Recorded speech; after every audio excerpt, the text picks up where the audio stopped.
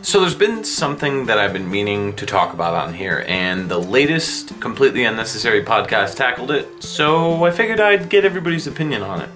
Reproduction boxes and manuals and labels.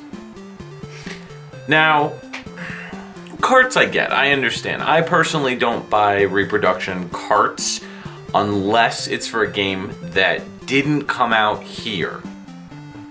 The reason for that is usually because I want to play the game, but if it's not like completely in English, or if it's not at least playable in English, then I prefer, in that circumstance, I prefer to get the original like Japanese version. But if it's a reproduction cart, or if it's a game that came out in Japan that had an English translation, like a fan translation, I'm okay with getting a reproduction cart because then I get to play the game. And in most cases, the cart has like a difference on the label itself. But a lot of people seem to get really bent out of shape about reproduction labels. I've got a couple games that are NTSC, like North American releases, like Castlevania Dracula X, Wild Guns. The manuals are pretty beat up. Not the manuals, the labels are pretty beat up. And, I do have a replacement label for the Dracula X that I have, but I haven't put it on yet. And part of the reason why is because I feel like, I know it's a reproduction label, but there is a possibility that I may just want to do a label upgrade and just sell the cart and then use the money and buy a better copy with a better label. Now, I know that's like a lot of money to spend, but if you're selling a $150 game for, let's say, $130, and then you buy the copy for $150, well, $20 for an upgrade label, not a big deal. If I was buying a game, like for example, I don't generally look for reproductions that have different labels on them intentionally. Games like Clock Tower, who my buddy Paul hooked me up with a reproduction cart of it, has the original Super Famicom label on it. Now, it's in a Super Nintendo cart, so it's technically a reproduction cart with an original label? I don't know. But the point I'm trying to make is a lot of people get bent out of shape about reproduction content because they feel like if you go to sell that content, it's not right because you're selling it. If you don't tell people, or if there's not a glaring difference between the cart, if it doesn't say reproduction on it, then it's something that you need to make people aware of so that way they know, hey, I'm getting myself into a reproduction, it's not an original. Which I understand. I can understand on a collector standpoint why you would want to buy a legit product.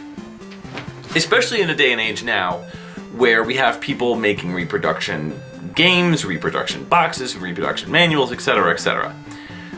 There are some people who make reproduction like manuals and reproduction boxes as well. In fact, I've commissioned somebody to make a reproduction box and manual for me for Shantae. Now the reason why I do this is I'm never going to sell my copy of Shantae. Ever. Like, it's a legit 100% original copy I bought at GameStop for $3 like forever ago, like 10 years ago. And I'm never going to sell it. I love the Shantae series and I want to keep the game, but I keep all my Game Boy games in like a little black Nintendo like Game Boy, like a Game Boy Advance game holder.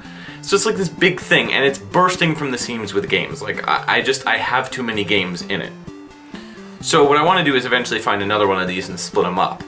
But a game like Shantae, I don't feel like it's safe to keep there, because what if something happens to the book, so I'd rather keep it in a box and manual. So that's why I commissioned somebody to make a box and manual for me. Now, a lot of people would say, is that not something you should do? In fact, we were talking about Twitter. We were talking on Twitter about this, where I brought it to people's attention. I was like, I found a place that can make a reproduction label or a reproduction manual and box for me. And I'm sure it's going to look slightly different. It may even say reproduction on it. I don't know, but I've looked at this person's work on Etsy, And they do some really amazing work. Like, you can really not tell the difference between the boxes. Maybe the actual materials that they use, you'll be able to tell. I'm not really sure. But I personally don't have a problem with it if it's for personal use. Like, if in my situation, I'm never going to sell it, so why should I care if I'm getting a reproduction box and manual? Now, if I go and sell it, I need to tell people that it's a reproduction box and manual. But here's the thing, I'm not a scumbag. I'm not gonna try to sell something with the intention of selling it and saying, well, this is the game is real, but or saying that the game and the box and the manual are real. I would never do that.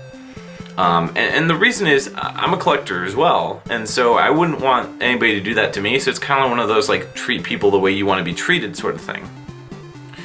So I don't know. I want to hear from you guys. What do you think about reproduction boxes and manuals and labels? Do you think it's an okay thing to do if it's for your own personal use? Do you feel that there should always be a difference and that they should not look at all identical to the original? What do you think? Leave some comments below and let's talk about it.